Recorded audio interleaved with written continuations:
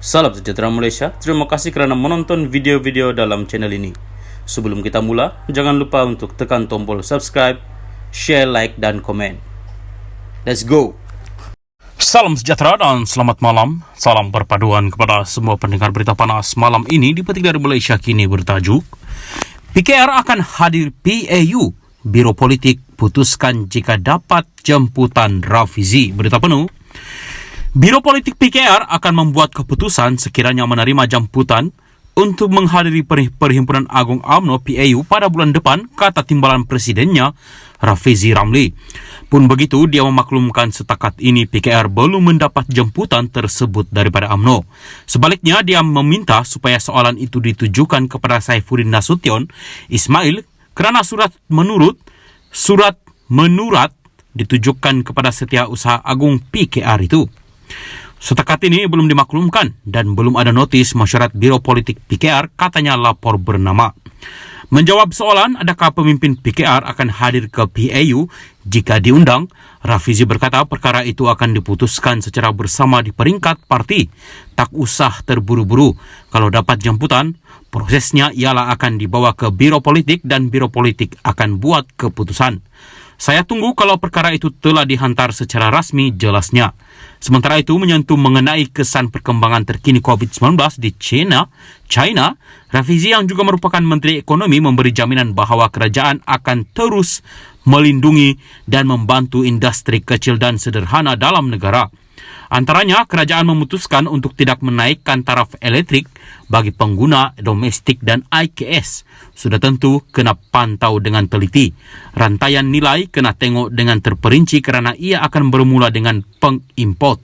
Sama ada berlaku sesuatu di China atau negara lain, katanya.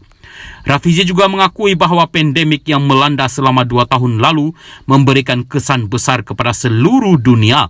Ekoran kebergantungan terhadap negara ekonomi kedua dunia itu. Menurutnya, kerajaan akan meneliti perkembangan pandemik di China kali ini. Ia juga termasuk kenaikan mendadak harga barangan tertentu, kebanyakannya aktiviti perkilangan, katanya bahawa COVID-19 telah berada dalam pemantauan Kementerian Ekonomi sejak 2 tahun lalu ketika pandemik melanda. Salam sejahtera dan selamat petang. Salam perpaduan kepada semua pendengar berita panas petang ini dipetik dari syabudin.com.net bertajuk paling penting, dana berbilion dipunggah bekas PM, bekas Menteri Keuangan itu mesti dapat diambil semula. Berita penuh. Di luar daripada kelaziman, sambutan ambang tahun baru di era Anwar Ibrahim kali pertama sebagai Perdana Menteri malam tadi dimeriahkan dengan munajat serta doa kepada Allah di Masjid Putrajaya. Tiada sambutan dengan hiburan, nyanyian, pergaulan bebas serta tembakan bunga api ke udara sebagaimana kelaziman. Kali pertama juga perutusan khas tahun baru disampaikan oleh Perdana Menteri di dalam masjid dengan dipancarkan ke seluruh negara melalui penyampaian tanpa teks yang memberi gambaran tulinnya keikhlasan yang terpancar dari lubuk hati penyampainya. Perutusan yang disampaikan pula penuh dengan pesanan serta nasihat, memperlihatkan iltizam kebersamaan untuk membela rakyat, memperjuangkan keadilan, menangani rasuah dan membina semula negara. Apabila menyebut mengenai rasuah dan membina semula negara, ia tentunya tidak terlepas daripada memperkatakan kecurangan, silam, yang walaupun sesetengah pihak merasakan tidak perlu lagi diungkit cerita-cerita lama. Sebagai pengajaran dan supaya tidak hilang pedoman, kisah-kisah lama sebenarnya perlu diceritakan semula agar sempadan tidak lagi mudah dilanggari. Saudara, kalau ada kesan pribadi kepada saya boleh maafkan, malah saya telah maafkan. Ini bukan soal politik kepartian, ini tugas rakyat Malaysia kalau nak jamin negara ini selamat, kata Anwar mengenai sikapnya yang tidak akan membiarkan perkara lalu berlalu begitu saja. Perdana Menteri seterusnya berkata negara akan selamat, terangkat martabat, serta harkatnya jika semua pihak mempunyai tekad untuk menghentikan amalan salah guna kuasa dan rasuah. Menurut Anwar, kerajaan yang dipimpinnya akan menamatkan amalan rasuah yang didakwanya menggunakan kepimpinan politik dan kedudukan dalam kerajaan sebagai kesempatan untuk memunggah kekayaan. Walaupun tidak menyentuh secara langsung pentadbiran atau nama pemimpin yang dimaksudkannya, namun beliau menyebut pihak berkenaan sebagai pernah menjadi Menteri Keuangan dan bekas Perdana Menteri sebelum ini. Saya nak sebut bahawa sikap kita jelas. Negara ini negara hukum. Badan penguatkuasaan diberi kuasa sepenuhnya untuk memantau. Tetapi saya nak nasihat juga rakan-rakan saya yang lain yang bercakap soal bersih dan hari-hari, saban hari menyerang beberapa tokoh dalam kerajaan perpaduan.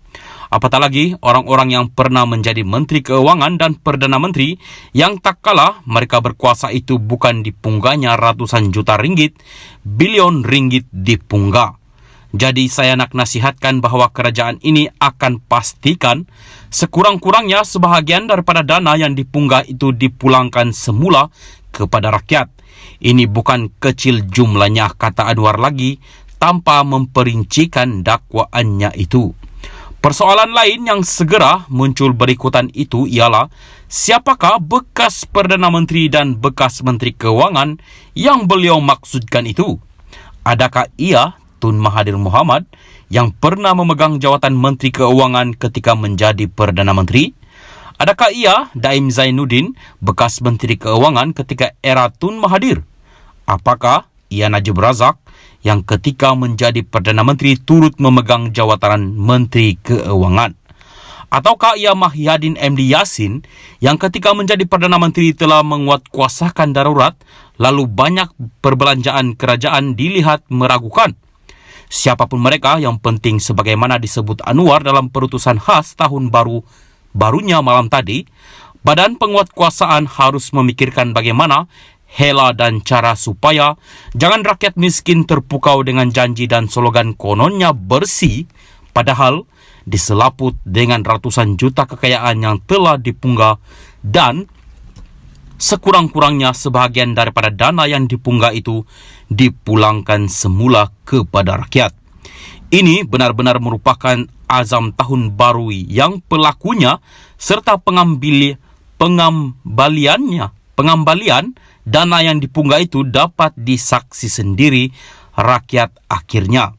Jika tidak, perutusan khas dalam masjid malam tadi tidak bermakna apa-apa. Syahabuddin Hussein, 1 hari bulan 1 2023. Sekian berita. Salam perpaduan. Bye-bye.